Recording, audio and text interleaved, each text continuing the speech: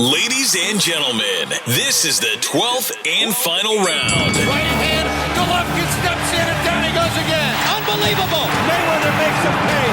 What a rookie mistake. A sensational left hook by De La Hoya. It's facts. I'm the best. You know what I mean? Sometimes I don't want to believe it myself, but it's the truth. I'm the best. I'm going to show you how great I am. From Southern California, this is the Last Round Podcast. Welcome to the Last Round. This is going to be a bonus show, and today we have a book review. Sky Sports and boxing news commentator Andy Clarke joins me to discuss his new book, The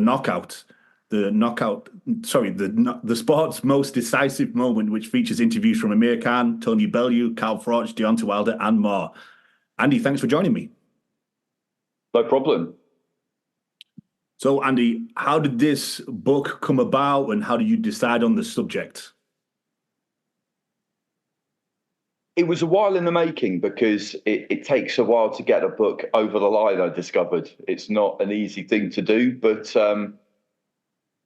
somebody came to me after Fury Wilder 3, which was, October 2021 at the T-Mobile, and asked me if I thought about writing a book. And I'd always thought about it, but you need to find a subject. That's the key thing. It sounds really obvious, but finding something that you could really invest in and spend a long time over and still be as enthusiastic about it when you'd finished as when you started isn't an easy thing to do. I'd spoken to a few people down the years who had got maybe 30, 40,000 words deep into something at various points and decided that it wasn't really sustaining their own interest at that point. So they'd abandoned the project because they felt that if they weren't interested in it anymore, then why would anyone else be? So it's not easy to find that kind of that passion project, I guess.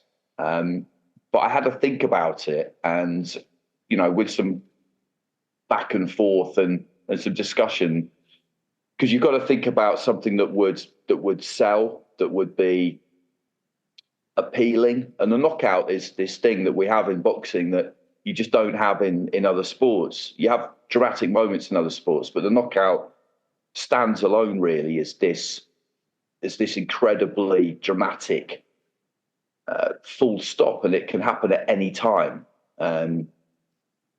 any time of the fight.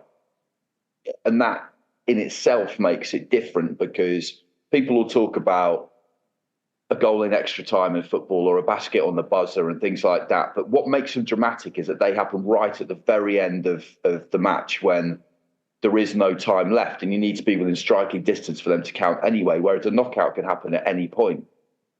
And then there's also the physical side of it, which is absolutely breathtaking if you see it up close, and scary as well sometimes. And it's this conflicting thing where you don't really know whether you should be celebrating it. You don't really know whether this is something that you really should like. So it's just a great subject in that regard. And it ties into quite a lot of things that I've been thinking about for a long time, really, such as the psychology of boxing. Essentially, how do you commit to this? How do you commit to boxing in the first place, but particularly being a kind of knockout artist, for want of a better phrase? Because trying to win within the distance, it is a real commitment. It is a real ethos. That is what you are going out there to try and do. And it doesn't mean you're just going to stand there and swing and try and take somebody out early. It can be early, it can be mid-rounds, it can be late. But if you're one of these fighters where everything you do is geared towards trying to stop the other fighter, then it occurred to me that at some point it's probably going to happen to you. So how do you get your head around that?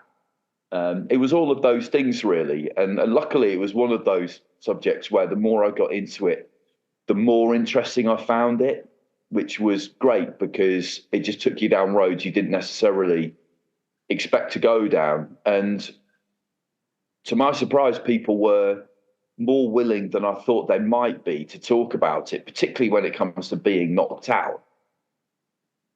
It's not really a taboo subject for fighters. It depends how you address it, like anything, but they don't really take it as being anything other than something that if you box for long enough, in all likelihood will happen.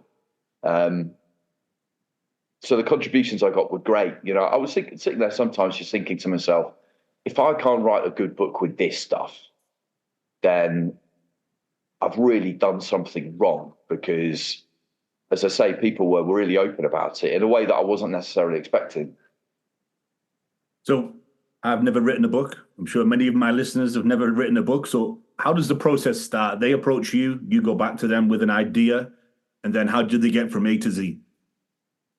Yeah, it takes a while. So basically, I got approached by a literary agent, basically. And they're fundamental to the whole thing, because they're the ones who get the deal with the publisher, or try and get the deal with the publisher, and they're connected and they know people, because I'm connected within my own world, which is broadcasting, but I'm not in the literary world at all. I mean, you might know someone who knows someone who knows someone, but it doesn't really mean a lot, to be honest. So you need someone like that. People manage to get books over the line by themselves, and I've got a lot of admiration for that, because I think that would be really, really difficult. So it started there, basically.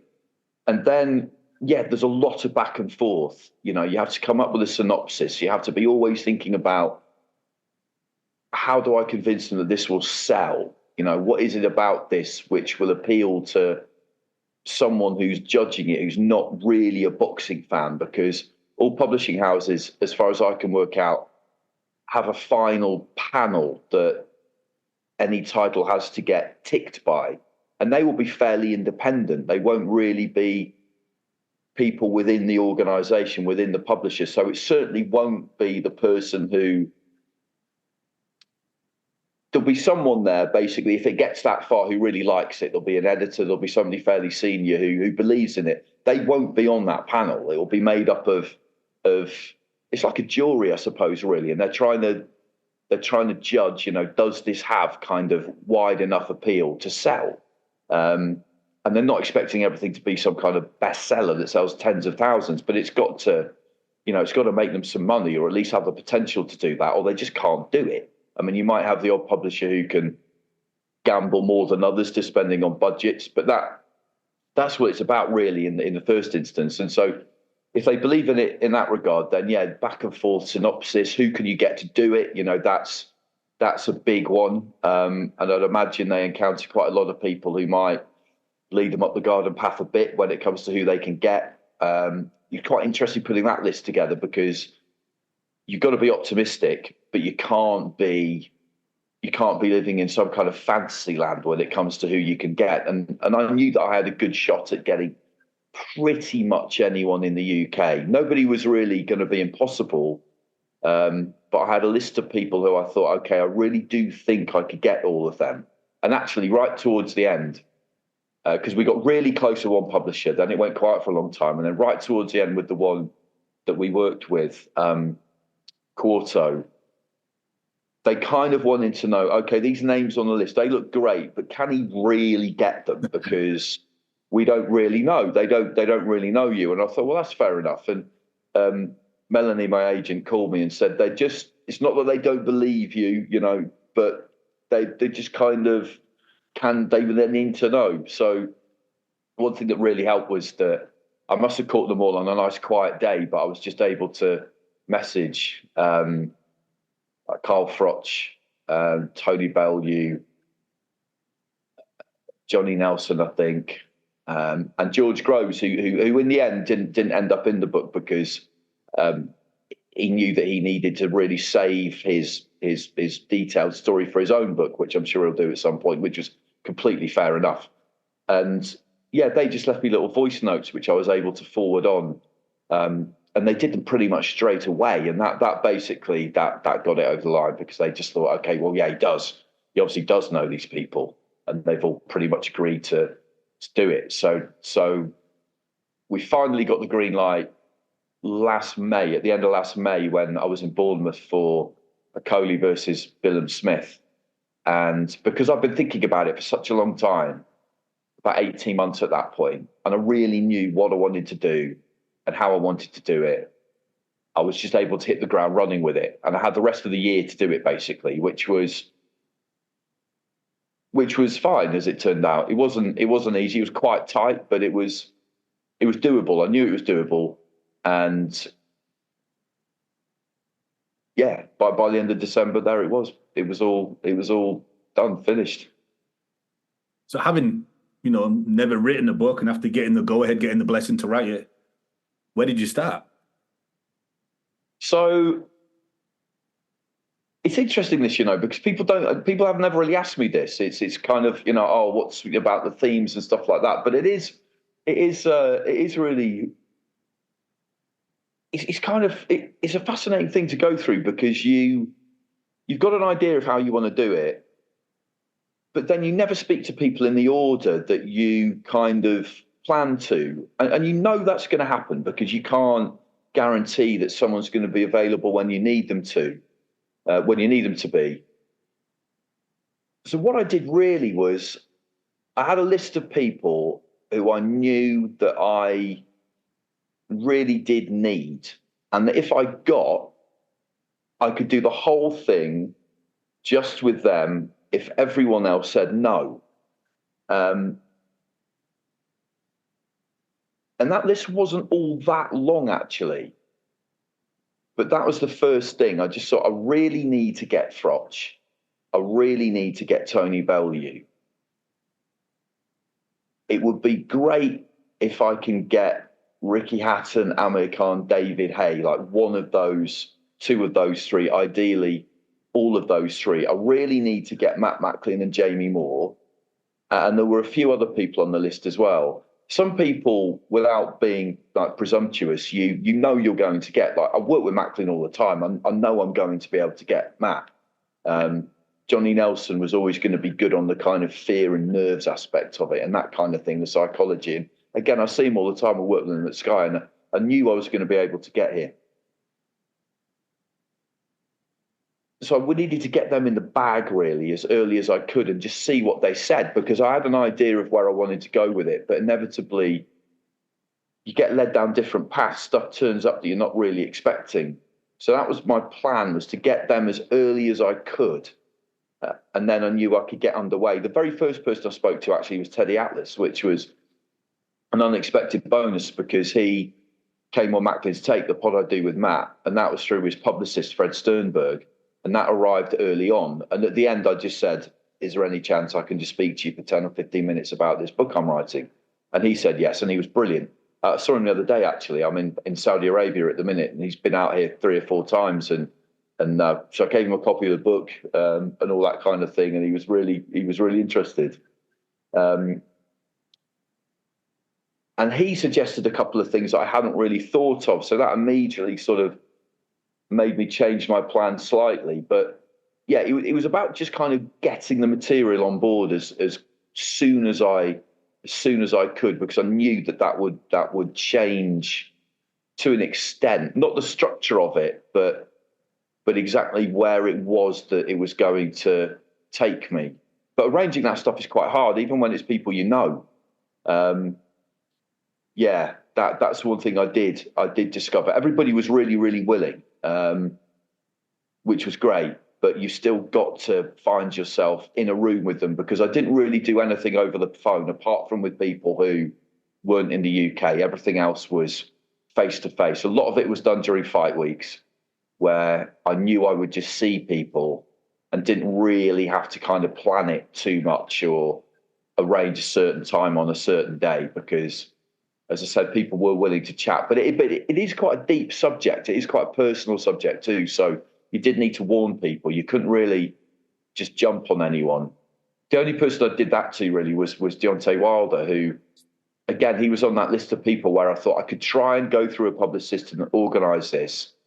And it's not like I won't get anywhere, but I'm probably better off just gambling on the fact that I may well see him somewhere before the end of the year. And I did, which is, again, that was in Saudi Arabia too. And I had a quick word with Shelley Finkel when we were doing the media stuff at the start of the week. And he was open to it. I was only going to get 5 minutes. But what's great about it is that you don't need that long. Somebody can say a lot in 5 minutes when it comes to adding it into a book, whereas 5 minutes for a podcast would be no good at all. That's nowhere near long enough. But 5 minutes, they can say lots of stuff in 5 minutes. So you didn't need to get people for ages or anything like that. But yeah, that's a really, really long answer to your question. But it was basically about just getting hold of the people, because without them, it was, it's not going anywhere really.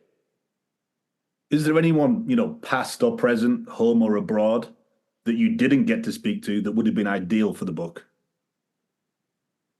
George Foreman would have been great, because obviously he used to knock people out, but he got knocked out. The most famous knockout probably ever against Muhammad Ali.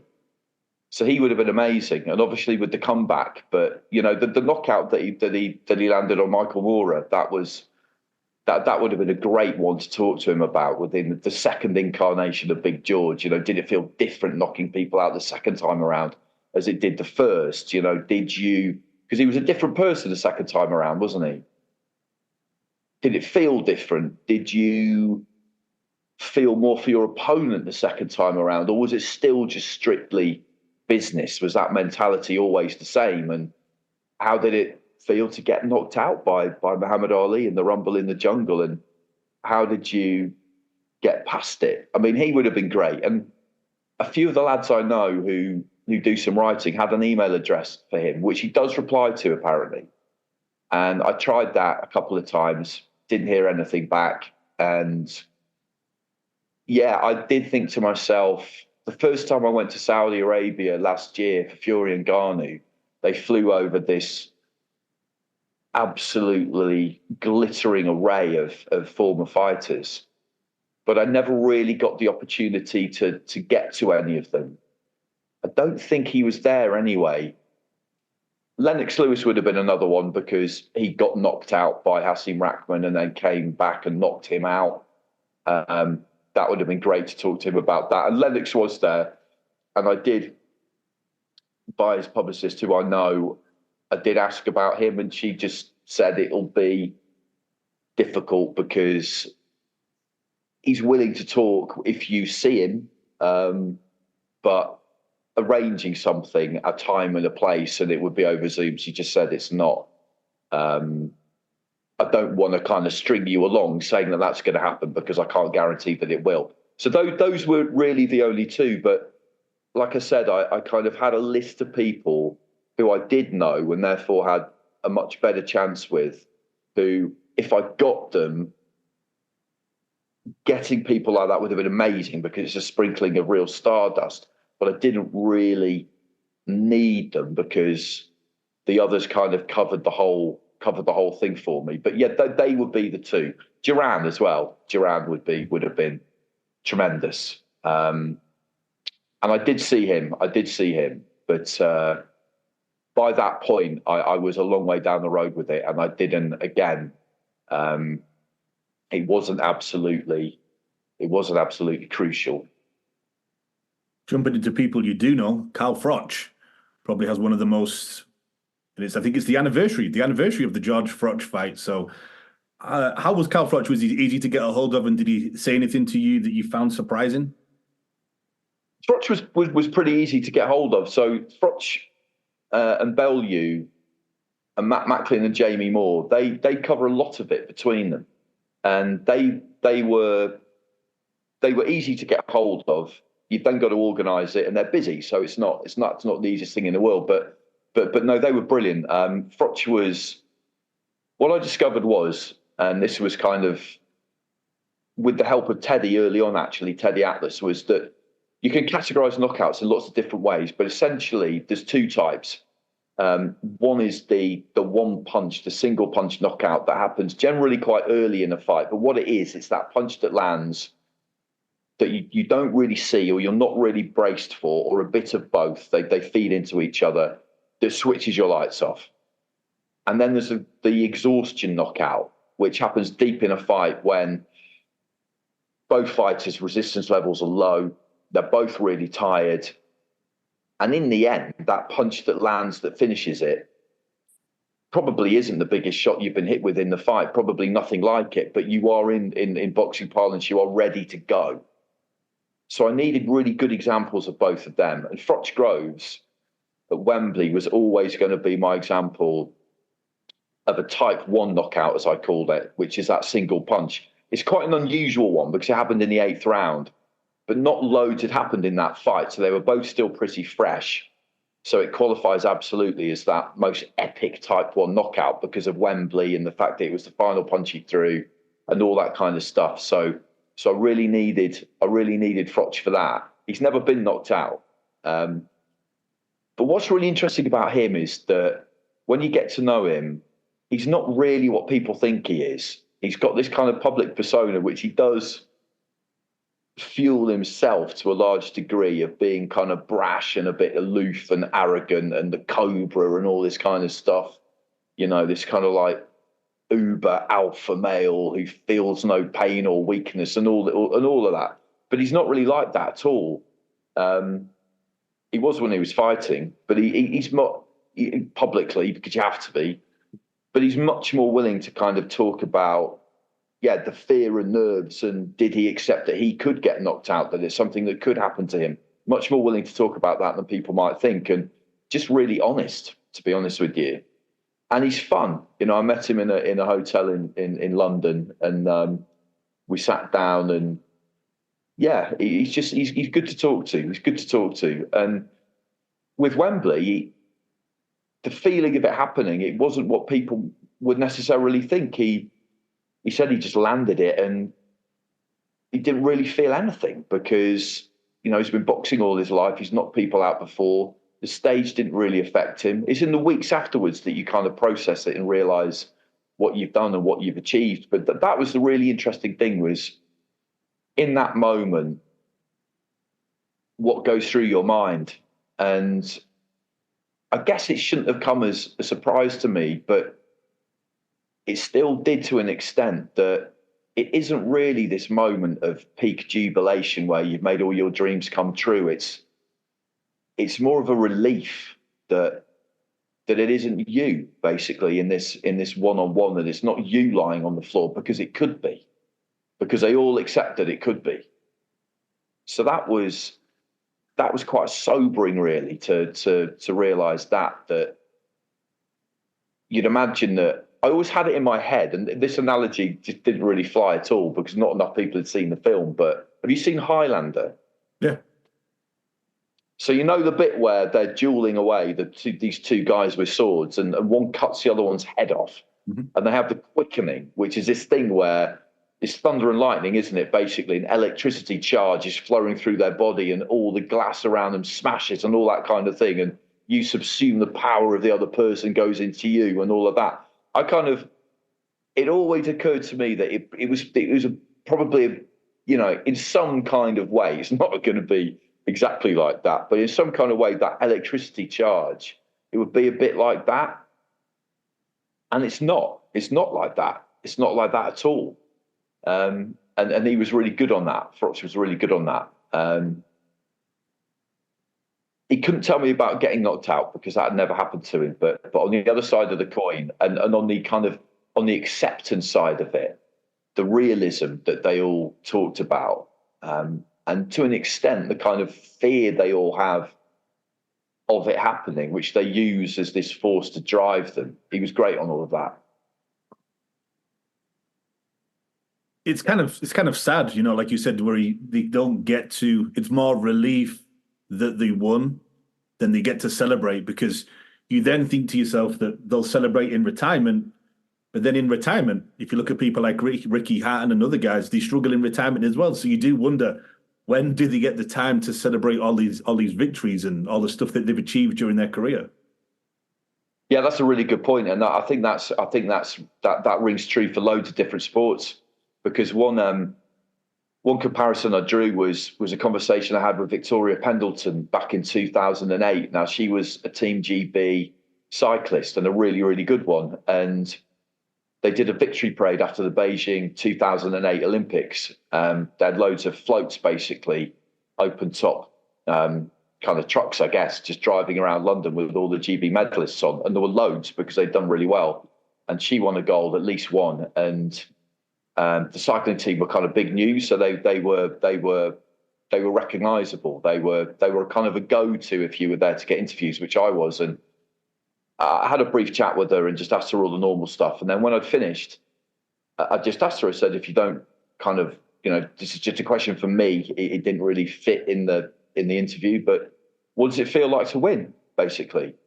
And she actually took quite a long time to answer me, and then just said it was relief. It was relief that after 4 years of obsessing about this thing, that it didn't all go wrong. It was just relief that after all that work, after all that expectation that you put on yourself and that other people put on you, that it had worked out. It wasn't this moment of absolute, jubilation where everything flashes before your eyes and it's pure ecstasy. It's not that. It just isn't that. And I think elite level sport, I think it's quite grim, I think I really do, because the more people you speak to, the more you realise that they don't really get to celebrate that much, or they don't allow themselves to celebrate that much because it's on to the next thing.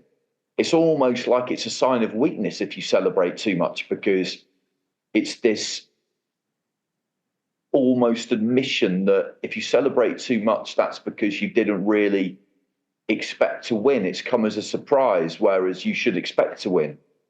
This should just be the kind of forecasted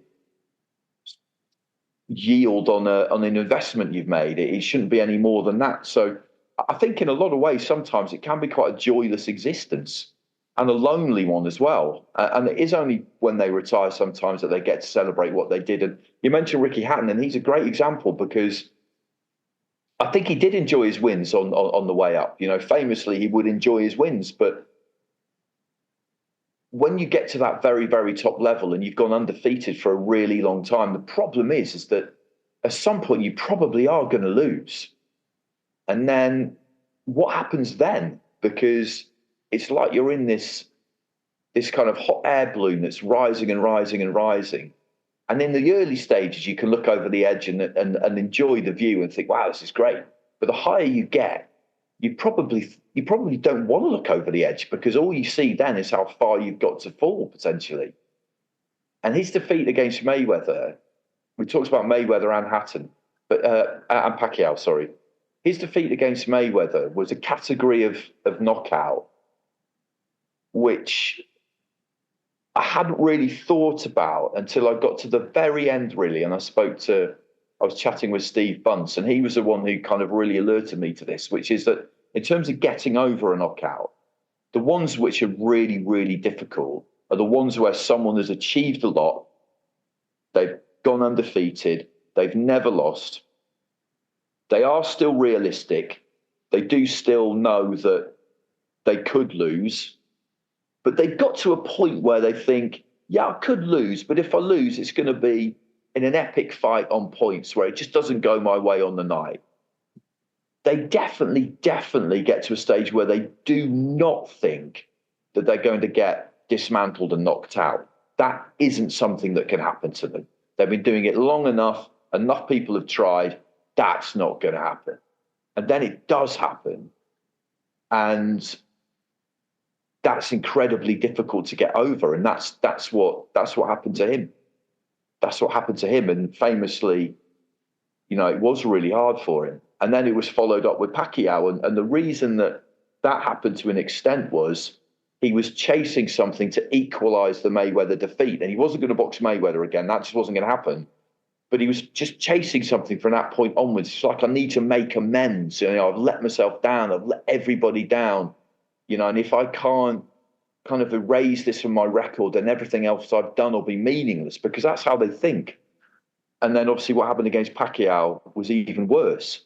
So that was something that really came out of it, which is that would I want that life? You look at it and you think to yourself, yeah, being an elite level athlete would be amazing. Would I want that life? I really don't think I would, actually. The way I'm kind of wired myself, I don't think I would, because like you say, it's only when you finish that maybe you can look back and really enjoy it all. But Macklin said to me, he said, it's like the good old days or the great times, I wish somebody would tell you when they're happening. because you're in the middle of it. All you're thinking about is the next fight. You win, job done, move on. And I've always thought there's got to be a bit more capacity for celebrating your wins, at least for a bit, surely, than most of them allow themselves. How do you think now, mentally, emotionally, psychologically, for fighters because of social media and the news?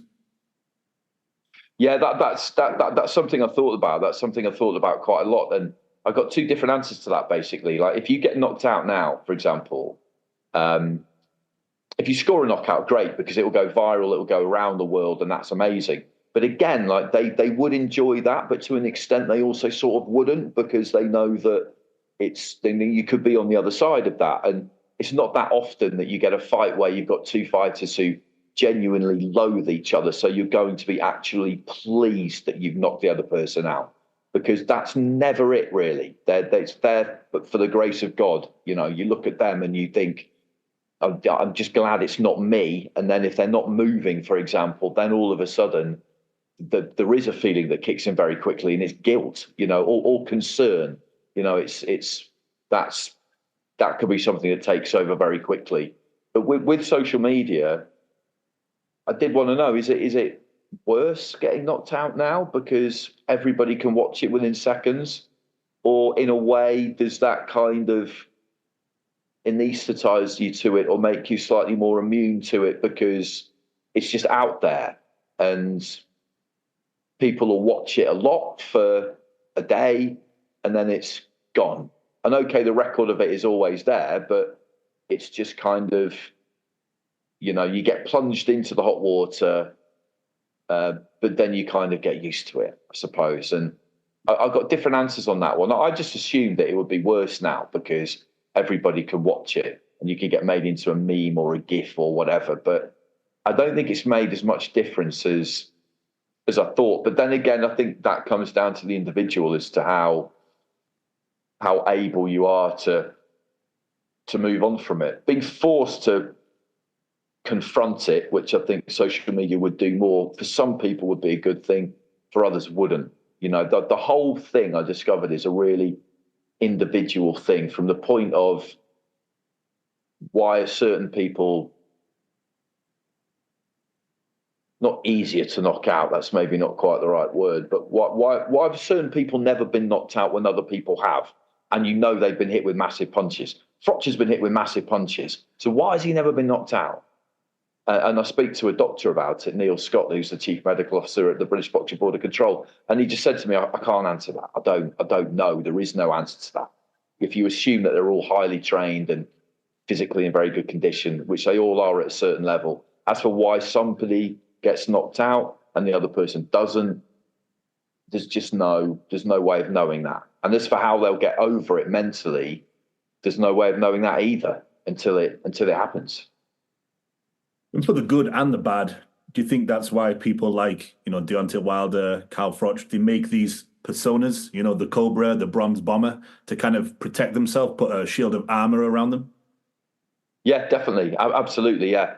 And Wilder's a really interesting one because what's happened to him over the last year, I caught him at kind of such a good time because he used to bring this kind of real darkness to fight week, and he would talk about bodies on his record and stuff like that. And he was this menacing, unpleasant presence at times. And then last Christmas he changed, and he was much more kind of zen. Really, really interesting to talk to. But I remember thinking to myself, this is probably great for the rest of his life, but is this going to work as a boxer, to just be this kind of open and this much more happy? And I wasn't really sure. And then he had the performance that he had against Joseph Parker. And personally, I feel like that old Bronze Bomber, I think he has left the building. And it's probably because of what happened to him against Fury. Because again, like Hatton, Wilder was undefeated when he went into that second fight against Fury. There was no universe in which he thought something like that could happen to him. Now, that wasn't a strict knockout because he didn't get knocked out. He didn't get counted out, or he wasn't stretched out, but he was demolished. And then he did get knocked out in the third fight, although he came back in swinging as brave as he's always been. But that something happened to him after those fights. I think it's more, again, it's the realization now, if you didn't have it before, he definitely had it then, that this really can happen to anyone. And that's a really hard thing to take, particularly when you have created that image for yourself as somebody who does the knocking out. And for me, I do think he's probably the greatest knockout artist of all time, just because of the manner in which he's able to do it. He can knock you out from any angle in a split second at any point with just utter violence. I mean, he's absolutely incredible. But those personas are important to them because they give them that level of, like you say, armor, that cloak of invincibility, that protection, that kind of, they take that vibe into fight week with them, admit no weakness, and it works and people get intimidated by it. But the problem is, what happens when somebody strips that away? What do you do then? Never happened to Froch, but it did happen to Wilder. And it's going to affect you. There's just no way that it won't. And I think he recovered from that second knockout to an extent, because from the second fight, because you look at the way that he was just completely fearless still in that third fight. But those experiences, I think, have definitely changed him. And I don't think there's any changing back now. And with Wilder, it was just deny, wasn't it? You know, Fury cheated. The count was too long. He took the stuffing out of the gloves. Yeah, and that's it again. And that's another. And this is all the stuff that I've always found really interesting, and which is knitted in directly to this subject, which is that, you know, how do you get over a defeat? How do you kind of sell it to yourself? Because the most honest reaction you'll get from someone is the first one you get in the ring. And that night when he got beaten in that second fight, the first thing he said pretty much was, "It wasn't my night tonight." You know, he didn't say "well done," but "it wasn't my night tonight. That's how it goes sometimes. I'll be back." You know, that kind of thing. When Chris Eubank Jr. got stopped by Liam Smith, same thing. In the ring, he said, you know, basically, it is what it is. He was the better man on the night. But that doesn't work in terms of your rehabilitation. And so quickly it changes into something else. And like you say with Wilder, it was all sorts of things. It was the gloves. It was his costume was too heavy. It was the training was wrong, or whatever it is. With Eubank, it turned into, well, he's a punch from the gods. Then it was an elbow. You have to explain it to yourself in a way that doesn't involve admitting that the other person is better than you or was better than you on that night. That just won't. That's no good. And explaining a knockout defeat, that's the hardest thing of all, I think. It's the hardest thing of all. If you have an exhaustion knockout, like Macklin did against Jamie Moore, that's just a really well-known one for a UK audience. He got past that because he could look at it and think to himself, I gave it everything I possibly could have. I showed bravery that I didn't even know I had. I showed stamina and fortitude that nobody could ever question. And I got knocked out because I was absolutely exhausted. And the reason I was exhausted was because I was inexperienced and I went off too quick, and I probably underestimated Jamie as well. That's why that happened. And so that's okay, isn't it? You can use that. But trying to explain that much later in your career, or trying to make some peace with getting caught with a punch you didn't see, that's more difficult, because on one level you can say, well, it can happen to anyone. It's happened to loads of people down the years. That's boxing. But then also in your head, you're surely thinking, but if it's happened to me once, if you kind of surrender to that sort of fatalism whereby it can happen to anyone, it wasn't my night, you get caught with one you don't see, and that's the end of that, that's fine. But then you're going to start thinking to yourself, well, I don't really have any control over this then, do I? Do I have any control at all when the bell goes? Or is it just kind of like throw all your money up in the air and see where it lands?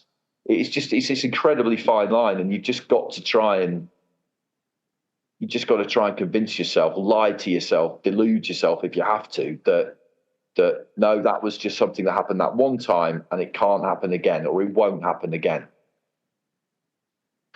Has your perception of, sports psychology for boxers changed since before the book and now? How important it is? Not really, because not many boxers work with sports psychologists, and I suppose it has a bit, because fighters don't really work with sports psychologists that much, or not as far as I'm aware. Maybe they do, but they just don't really want to say, which in itself is quite interesting. But of all the ones I spoke to, Froch worked with a psychologist for the second fight against Groves, but that was for the build-up, basically. Don't let him into your head. I don't think it was really so much for the night itself. I think it was more for the build-up, although he did do quite a lot of visualization. But I think he'd always done that. And visualization is something that athletes have been doing forever. It just got given a name, didn't it? They would think about what may or may not happen. But they all told me pretty much that they were their own psychologists, because it's such a deep sport when you think about it, because it's one-on-one and because of the things that can happen. You have to be able to order your own thoughts. You could bring someone in for a little tweak here and there, particularly after something unexpected has happened, maybe. But ultimately, you do really have to figure it out for yourself. That's what they all told me. And one thing that kind of shone through from it was that you need to be able to achieve what sports psychologists would call, or any psychologist would call, compartmentalization. And what that is basically is the ability to separate out thoughts which, if you allow them to collide, would cause you a big problem.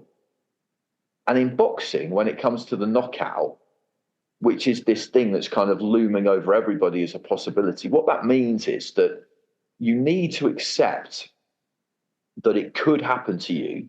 You need that realism, because if you just bury your head in the sand and think, well, that can't happen to me, it is almost certainly going to happen to you. You need to accept that it could happen, because that keeps you on the edge. That gives you that bit of fear that you can use during camp, that can drive you, that can make you train that little bit harder. That kind of, it's fear of failure essentially, but the ultimate failure. But then at some point you need to decide that it's definitely not going to happen. Whether that's deep in camp or on the week of the fight or on the night of the fight or walking to the ring. People do it at different times. You have to make that mental switch where, okay, there's this thing that could happen, but you flick a switch and you decide it's definitely not going to. And those two things are completely at odds with each other. And that's why you have to be able to separate them out, because if they clashed into each other and had a chat, you're in big trouble then, because you'll just be so muddled and confused. And some of them did it really, really late. Johnny Nelson told me that every fight he had, he would be the last one out of the changing room. He'd clear everybody else out, and then he would literally go and stand in front of the mirror and say to himself, you are not getting knocked out tonight. Bellew told me that in his fights against David Haye, where people thought he might get killed, on the way to the ring, he was telling himself, do not switch off in there or you will get knocked out. So I think this is something they've kind of always chosen to deal with themselves rather than bring anybody else in. And it's almost like it's this kind of secret that they all have that they don't really talk about much, but they all know is there. And it was the same with talking to them about weird things that can happen in the ring in terms of getting hurt and the physical effect that has on you and the kind of flashes of light that you see and that strange disorientated feeling that we see when someone seems to kind of like lose their legs in the ring, but that very few of us will ever experience. Again, you kind of ask them about that because you're on the verge of being knocked out at that point and you're in this kind of twilight space.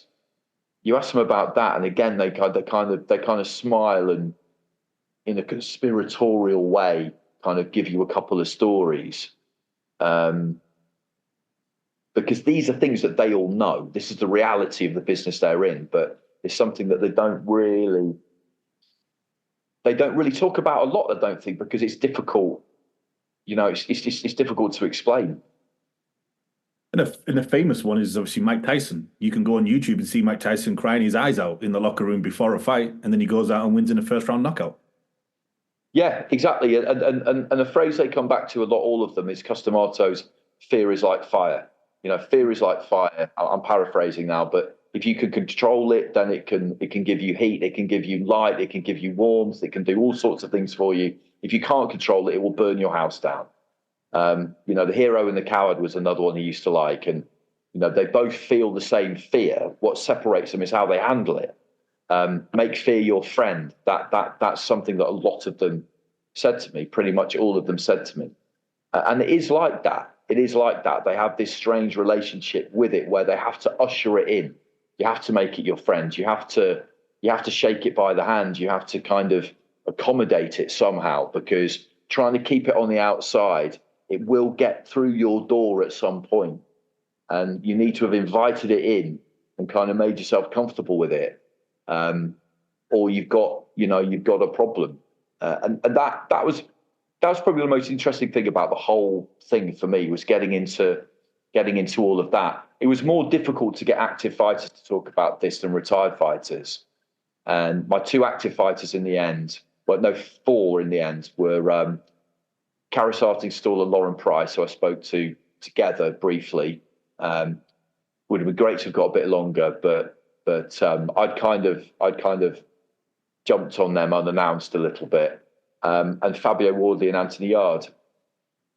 And they were all great. They were all great. And they were happy to kind of talk about the fact that they did accept that at some point, it's probably going to happen.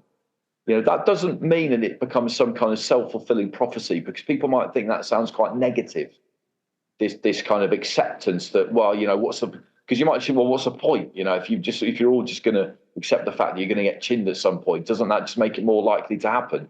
And with some people, possibly, but if you achieve that compartmentalization, then they would say to you, no, it does. You're not wishing it into existence. You've just got it. You're just being real that this is something that in your line of work, this is something, this is something that can happen. And it's just interesting to know that fighters who are in the thick of it, in the middle of their career, they carry that with them. And during camp, they'll have a lot of ups and downs where they'll have a bad spar and they'll question themselves and they'll think to themselves, Fabio said this, and I'll think to myself, so am I actually that good at this, or have I just had a load of easy wins? People keep pumping me up, but I couldn't even handle this guy today. What's going to happen on the night? It happens to them all the time. It happens to them continually, and you have to find a way of handling it and dealing with it, because if you don't, it will just rob you of all your nervous and emotional energy, and by the time you get in the ring, you'll be an absolute wreck. So, and you obviously covered a wide range of sports before, obviously settling kind of on boxing. Do you think that they're missing a trick then by not having a sports psychologist, or do they look at it like if they have one, it's kind of like they're leaning on a crutch? Yeah, I don't think they people could look at boxing and feel like it's this really macho sport where it's admit no weakness, show no pain, never want to ask for help. It'd be easy to think that fighters are like that. They're not really like that. They'll try kind of anything, from like a cream they've had recommended that will make their skin more supple and less likely to cut, stuff like that. They'll try anything really. But I don't think that I don't think they are actually, because missing a trick by not having a sports psychologist, because I do think that it's such it's an individual sport, firstly. It's so kind of unique. I think you really do have to have those coping mechanisms, if you like, in place yourself. It doesn't mean that that somebody couldn't help you, but I think it would be for quite specific things. I think the overall picture, I think, is one that you need to be able to assemble yourself, because it's certainly not the case that anyone I spoke to thought that a sports psychologist was of no value and had nothing to offer. It was very much more the case that it's a very individual thing. It's a very unique sport. These are very extreme situations that really nobody will encounter outside of the emergency services and the armed forces, was how someone described it to me. You need to get there yourself. You need to be able to figure it out for yourself ultimately. And I think as much as you ever can when you don't do it yourself, I think I do understand that. Did Team GB, do they get access to one? I'm pretty sure they would have, yeah. I'm pretty sure they would have. I think up at the English Institute of Sport up there, there's not just boxing up there, it's lots of sports. So I think they would have. Karis Artingstall actually said that she'd been doing some work with a sports psychologist, and that was talking about the 3 Fs: freeze, fight, and flight. Freeze not being an option. That's something that absolutely can't happen. But it then needs to be a mixture of fight and flight. It'd be easy to think, you can't freeze, you can't run away, so flight's off the table as well. It's just fight. But that's too basic, because in boxing, you'll be great to watch if you just do that all of the time, but you've got to be cleverer than that. So it's a mixture of fight and flight. Talking to her, as I understood it, that helped her more kind of with the build-up. And with preparation, and with maybe those final few moments, because they all kind of say, like almost all athletes do, that when the bell goes or the whistle goes or whatever it is, the gun sounds, you're in it then, and instinct takes over. Yeah, but no, she was interesting on that actually. Turning our attention to fighters that have been knocked out, what was it like listening to Tony Bellew talking about coming out for the 8th round, pretty much knowing that he was going to get knocked out? What was really interesting about talking to fighters who have been knocked out, the referee waves the count, they're out, they're done.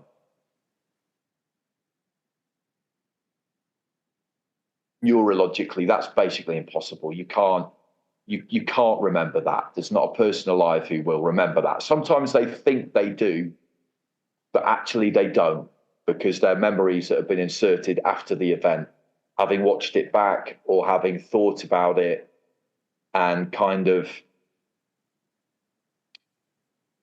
as I say, inserting these memories or having an idea or an expectation of what it is that they would do in that scenario. Say they tried to get up. Bellew tried to get up. He was reaching for the ropes, and he might even have got there by 10. He would never have been allowed to continue, but he might even have got there. And they feel like they remember it because they know what they would expect themselves to be thinking and feeling, but actually they don't remember it because you can't. It's just such a kind of fascinating thing that you can operate on instincts and muscle memory and still be able to fight and not be able to remember it. And when he said that he went out for that round pretty much knowing that he was going to get knocked out, he doesn't remember it. He remembers going out for the 7th, and then he remembers being back in the dressing room and his wife crying. The bit in between, he had to guess as to what he might be feeling. And because I did say to him, you must have kind of known the game was up and you're probably going to get knocked out. And he said, yes, but then he qualified it and said, but I still would have thought that there was a chance of me winning. You always think there's a chance of you winning. I might just land this one and I can still turn this around. And that's what they would all ascribe that never say die, I've still got a chance attitude to themselves, even though they don't remember it. And it's mad what they don't remember. Froch said to me that he got hit hard by John Pascal in the 8th round when he won the WBC title, his first title, and he doesn't remember anything after that until he was back in the dressing rooms. So the announcement of and the new, nothing. Amir Khan remembers nothing about getting knocked out by by Canelo, but gave me an amazing description of being knocked out by Bradis Prescott, because he got counted out against Prescott and therefore he was knocked out. But he remembers that because he wasn't knocked out cold, unconscious. He was as close to it as you can possibly get, but he's lying on his back and his eyes are open and he's not out. I mean, maybe he was briefly, but he remembers the feeling of trying to struggle back to his feet, and described it as, it's like a jigsaw puzzle that's gone smash and you're trying to put the bits back together again in under 10 seconds, which is just the best description I've ever heard of it. But in general, the thing is, they don't remember it. So I had all these questions ready for people about in that moment. And I remember with Bellew at the end of the seventh, he walks back to his corner. He looks out of the ring at someone and shakes his head. And I really wanted to know, does he remember who that was and why he was doing it and what he was feeling? And it's just shut down immediately because he just said, I don't remember that. And that ability to just go out and function, even though you can't remember any of it, that autopilot is incredible. Again, Froch said that against Jermaine Taylor, he got knocked down quite early in the fight, and he doesn't really remember anything after that until the finish in the final round, where he reckons the adrenaline of it kind of brought him back into the room. I mean, how do you do that? I just don't. It's absolutely insane. I don't know how you do that. Did you ever sit there thinking to yourself, Andy, they don't remember the losses, they don't remember some of the wins. When they do win, it's a relief. Did you ever sit there, look at them and think, why do you do it? Yeah, I did. And I asked a few of them, but they don't really understand that question. It's not, they just don't really,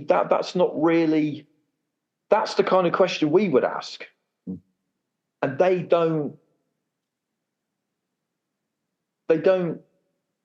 just don't see that. They don't see that kind of point of view, because it's something they've always done from a young age generally, and something they've always wanted to do, and compete and really test themselves and roll that dice and take the risk. That's just something that's in them. And the idea of not doing it is just that it's just something they can't really compute. Even to the point where when you talk to them about early days, Froch, I remember Froch saying to me that he was really nervous as an amateur, and he was still nervous as a pro, but he was really nervous as an amateur. And at least once he was kind of sitting in the changing room, going out to fight, and there's no one else in there. And he would think to himself, if I just jumped out of that window now and ran away and never came back, what would it really be that bad? What would be the worst thing that could happen? But he never did it, because the worst thing that could happen would that he would be embarrassed and ashamed and feel humiliated that he'd done that. And that's what they're really afraid of. They're not afraid of physical pain. The real fear, the real pain of the knockout, any defeat, but particularly the knockout, because it's so comprehensive, it's that they're embarrassed. It's the embarrassment of it. It's all comes down to ego in the end, basically. They can't run away because their ego won't let them. They train hard because they're so desperate to win, because that's what their ego craves. But it's a fragile thing. So when you lose, all of a sudden that ego can be destroyed pretty much. And that's where it really hits them. That's where it really hurts them. Now, Johnny Nelson was of the opinion that fighters should be more worried about the physical impact of being knocked out. He said for him, it wasn't ego. He didn't care about what other people thought. He didn't want to get knocked out because he didn't want that brain trauma, because he wants to be clear-headed, till late in his life. But he was pretty much the only person I spoke to who said that. Anthony Yard kind of said that a little bit too, actually, that he thinks there's this attitude in boxing where there's a disregard for your own personal safety and your own personal health that he doesn't think is very helpful. But pretty much everybody else said that the thing that they were afraid of when it came to the knockout was not the brain trauma. It was the humiliation of it, really, of being flat on your back in front of potentially millions of people. That's where you need a strong corner team or a referee where they can essentially take that away from you, and then the fighter can kind of lean on them and complain like, hey, I wanted to fight, the referee stopped it, or the corner team stopped it, and essentially they're taking the blame. Yeah, and that was something I got into, was referees and trainers and like their role in the whole thing. Because what you never want to see is an unnecessary knockout, isn't it? Where someone looks like they're going to get knocked out and they can't win the fight and they're taking a hiding and they get knocked out. You have to save people from that. You absolutely have to. And a good corner will save you from that. A good referee will save you from that.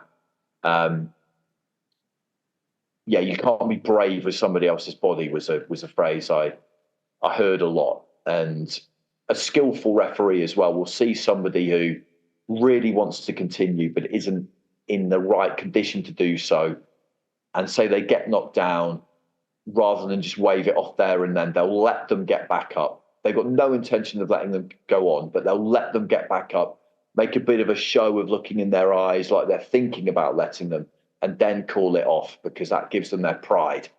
And a corner should do their best to do that as well. So stopping it when they're on their stool in between rounds, that's always a good time to do it. But then again, you've got this conflict for referees and corners as well, whereby sometimes somebody is going to get knocked out and there's not really very much you can do about it. And if it's that single punch, there's nothing you can do about it. And if it's deep in the fight, but it's an even fight, like Macklin Moore, where either one looks like they could be on the verge of taking control, then you've just got to let that play out. Because sometimes in boxing, a knockout is the natural conclusion. And some people would find that, people who don't follow boxing would find that a bit shocking probably, but it is. Sometimes that is just what is going to happen. I spoke to Victor Loughlin about that fight because he refereed it. And he said at no point before Matt got knocked out did he really get close to stopping the fight, because it was a close fight. It was a close fight. One was on top. He was seesawing all the way through. And he didn't feel there was any stage at which he could have justifiably, in his own mind, stopped it. And so what happened was what happened. And it's the same for corners, because you really want your fighter to win. And that can't cloud your thoughts too much. But if they're in a really, really hard fight, then they're in a really hard fight. And if they want to win things, then at some point they're going to be in one, and you just have to let it play out. If the tide has turned and you feel that they can't turn it back, and you're asking them to do something that you've never seen from them before, then you stop it. But in the middle of that battle, again, I spoke to Billy Graham about it, about plenty of things, but about that fight, because he was training Matt for that fight. And he said it did cause him problems afterwards, thinking, I should have stopped it. But I don't think he should have, actually. But it's a horrible, horrible decision that you have to make as a trainer, because you know that if you stop a fight in a certain situation, you're shattering their dreams. But you know that if you don't, you could be causing them extreme physical damage. It's a massive responsibility, and it's definitely not one I would want. You think, Andy, that your perception of boxing's changed from the research for this book, writing this book, and then some of the knockouts you've seen ringside? A bit. I've never had a problem with the knockout. I've never, not to the point where I've ever questioned why I like boxing. It is a conflicting thing, because you do want to see it, but then when you see a bad one and the fighter's on the canvas and they're not moving, then you're worried, because the last thing you want is for anybody to be seriously hurt. I do look at knockouts themselves a lot more closely now and feel like I have a much better idea of what has actually happened and what is actually happening to them in that point, knowing more now about the fact that in that moment, if they manage to get back to their feet, they're not going to remember this. And the way that they're behaving, they may seem fine with it because it can give you this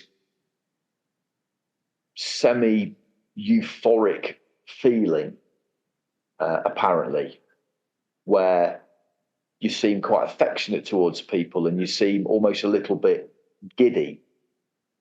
But that's not even a real emotion in a sense. That's just the fact that your head has received this massive blow and you're behaving kind of out of character or in a surprising way because you don't really know what has happened and you don't really know where you are. And I know that later on, it might be that night or it might be in the days coming, you will process what's happened and it'll be awful. I was sitting in the press conference after Anthony Joshua knocked out Francis Ngannou, which was a knockout early in the fight. A really proud man, a really tough man, a very successful man.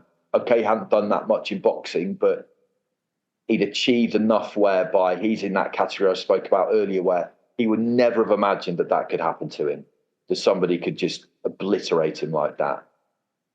And he came to the press conference because he was out for a good while. And he wandered in and I thought to myself, what on earth are you doing here? You know, you shouldn't be here. But he wanted to face up to it. And he was asked, you know, what did it feel like to get knocked out? Which was a brave question, but very well delivered by one of the younger members of the press pack. And he just said it was, you know, I didn't feel a thing. You know, it didn't hurt a bit. And I just thought that's because you don't remember it. And you might already have got to that point where you feel like you do remember it, but you don't. And it's stuff like that. I look at them now and I think I have a kind of deeper understanding and therefore sort of empathy for what they can expect mentally over the coming days and weeks. Because it's a really brutal thing. And it looks it in real time, obviously, when you see it physically. But it's just a lot. Yeah, it's a very deep kind of thing. But it hasn't put me off the sport. Not at all. I still love boxing as much as I ever did. If anything, I've got even more admiration for fighters now than I did previously, because all the ones I spoke to, they do find a way to get over it. Hatton did get past it. And I think that's what's really inspiring about boxing is that it's an incredibly extreme way to live your life, but the stuff they go through is much more relatable, I think, than people think, because it is about ultimately dealing with, if you're talking about getting over the knockout, it's about dealing with extreme disappointment. And everybody experiences that to some level. They don't get the physical trauma. Generally, some people would, that goes with it. But also this idea of the acceptance and realism of knowing that something really bad could happen and accepting it, but then choosing to decide that it won't and trying to prepare yourself for this really important thing that it is you've got to do. Again, I think that's something that everybody kind of gets that, right? Whether it's whatever it is you're chasing, basically a new job, romantic partner, whatever, like, you know that it might not work out, but you have to be optimistic that it will. And they are some of the most optimistic people you'll ever meet, fighters. Some of the most positive people you'll ever meet, because they have to be, because if you weren't, you just wouldn't do it. Good example of what you were talking about was when Bellew was knocked out by Usyk and he was doing the interview in the ring. Yeah, that's the perfect example. Because I remember reading a passage in Floyd Patterson's biography where he got knocked out he got knocked out a few times actually, but he got knocked out by Sonny Liston, got demolished twice. And he described it as, and I don't really know if I believe that he remembers this, but it's possible that having come round, he would remember there's a point from which you would start to remember things, or some things going on that's pervading your thoughts, that gives you a sense of how you're feeling. And he described getting knocked out as being like a kind of warm, fuzzy feeling where you feel a lot of love for everybody in the arena, and you feel like they're all up there with you, and you feel an enormous sense of goodwill. And I think that's definitely there, because if you've been knocked out and then you get back up, everybody's really, really relieved, and there is a lot of affection for the fallen fighter. And he said that he was told that he was blowing kisses to people in the crowd and stuff like that. And Tony behaved a bit like that after he got knocked out by Usyk. He was hugging him a lot, and he was kissing him quite a lot and telling him how great he was, and all that kind of thing. And that's because he was concussed and he didn't really know what was happening. But it can leave you in that, in that kind of state. And I wanted to know, what was the feeling, but he can't remember. That's a lot of the questions I had about all of that stuff didn't really get very far, because they would say, look, I'd love to be able to answer that, but I can't, because I can't really remember it. The most interesting one on that front was Anthony Crolla talking about getting knocked out by Vasily Lomachenko, because he feels like he does remember that. He feels like he remembers being face down on the canvas, knocked out, and thinking to himself, I need to get up. Why aren't my legs working? This must look absolutely ridiculous. He feels like he remembers the referee kind of saying to him, are you okay? And him saying, I'm fine. I just can't move, or something along those lines. An example of a knockout where, according to the fighter, their body's not working, but their brain still is. But the doctor I spoke to said to me that is almost certainly not the case. That he watched that knockout, and the chances of there being any real brain activity to that extent going on in that moment is basically zero. So this has somehow been inserted after the event. And what he said, Neil Scott, was that he's kind of summoning up a remembrance of what it is that he would be expecting himself to do in that situation, because he would expect himself to try and get up, because that's what they're programmed to do. And that's where that has come from. But that if we could actually look inside his brain, if we could have looked inside his brain at that precise moment, that there would have been nothing happening. And I found that absolutely fascinating. And other guys I spoke to, like Matt Macklin, I said, what do you remember about it? And he just said straight out, he said, well, I don't really know what I remember, and whether what I remember or think I do, I actually do, or whether I've just pieced it together afterwards. And he was talking about, the early rounds, the fight, and the immediate aftermath. The immediate aftermath he does remember, because he remembers being in the ambulance and being asked where he was and telling them completely the wrong place, although he kind of did know where he was, but what came out of his mouth was just the wrong thing. But as for remembering the early rounds, he's just not sure if he really does or not. The workings of the human brain, it's and again, there's no explaining any of that really. But physiologically, if you get knocked out, really properly knocked out, you're not going to remember it. Anything that surprised you while writing the book? I guess I was a little bit surprised about how willing they were to talk about it. And I'm not flattering myself that it's just because most of them were people I know, because I don't really know Ricky Hatton. I've seen him around and I think he knows who I am, but I don't really know him. Same with Amir. I don't really know him. Yeah, I think it's probably that. I think it's probably how willing they were to engage, because Amir, again, I spoke to in Riyadh, and I'd put the kind of request in, so he half knew what it was that I wanted to talk about. But Amir says yes to everything, basically. So I didn't expect him to absolutely remember. And I knew that I didn't have very long. So I said to him, okay, it was about this book that I'm writing. And he said, yeah. Like all good operators, kind of making it look like he remembered, but he probably didn't, to be honest, because, as I say, he gets asked to do so many things. And I asked him, so what was it like to get knocked out by Brady Prescott? I can't really beat around the bush. That's what I want to know. And he went into a kind of autopilot. Well, it was my first defeat of my career, and I said, no, because I didn't have long. I said, no, sorry. I mean, in the ring in that moment. And he was like, oh, right, okay.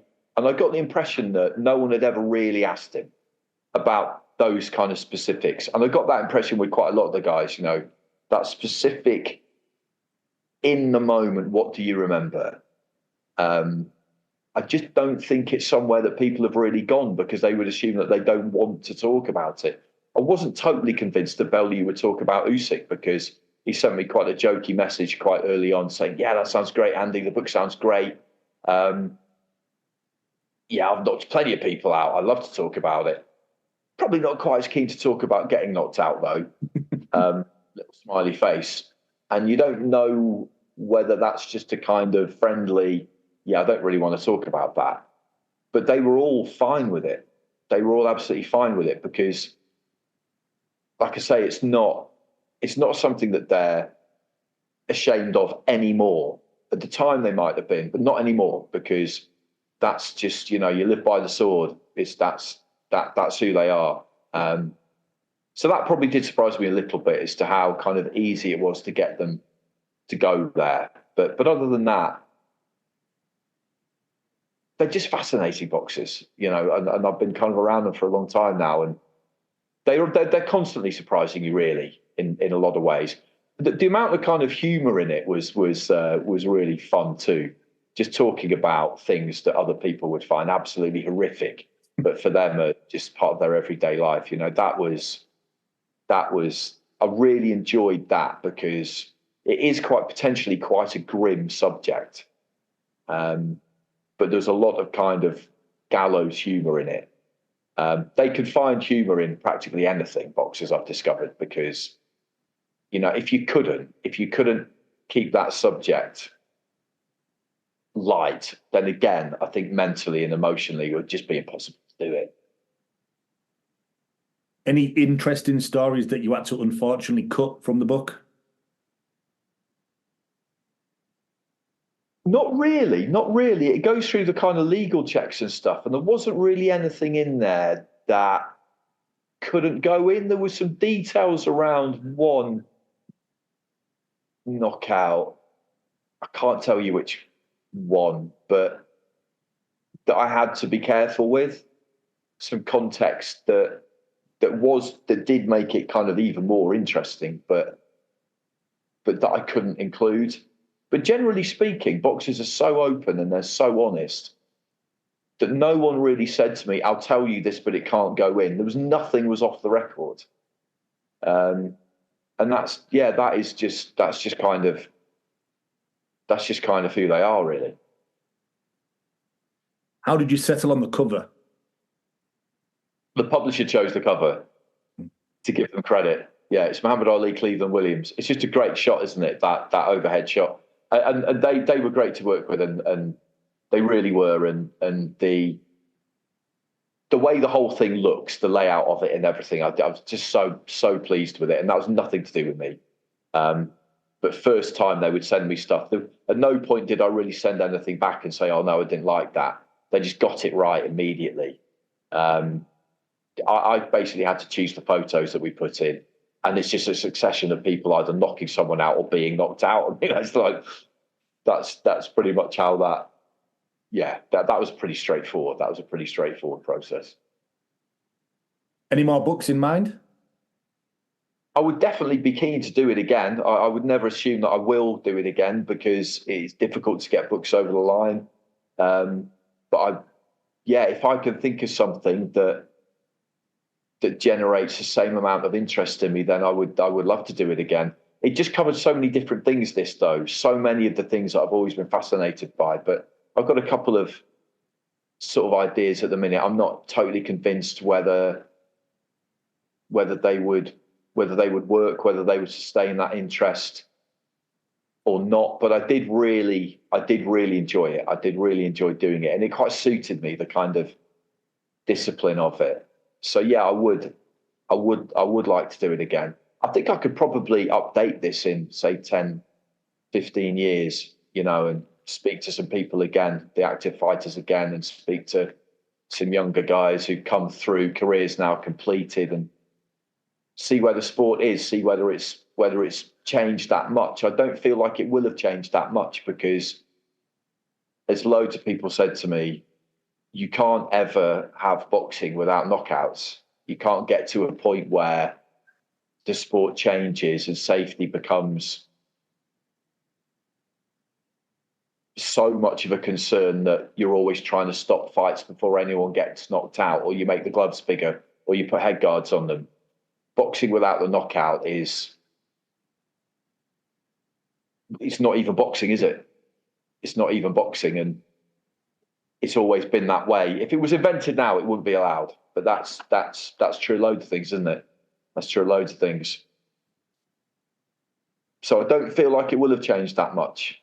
Maybe athletes' attitudes might have changed slightly. So I feel like I could definitely revisit it. But as for another subject completely, I really hope one kind of occurs to me. Because it was good. It was fun. Well, Andy, I appreciate you jumping on. If you want to just tell everyone where they can find you, what you've got next, where they can buy the book. So the book's available internationally, like Amazon's kind of the easiest way. If you just search for The Knockout, Sport's Most Decisive Moment, you'll find it.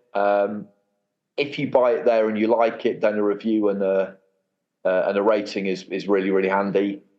Bookshops, it's available. It's available in most bookshops, I think. There's an audio book. I read the audio book. That was quite good fun.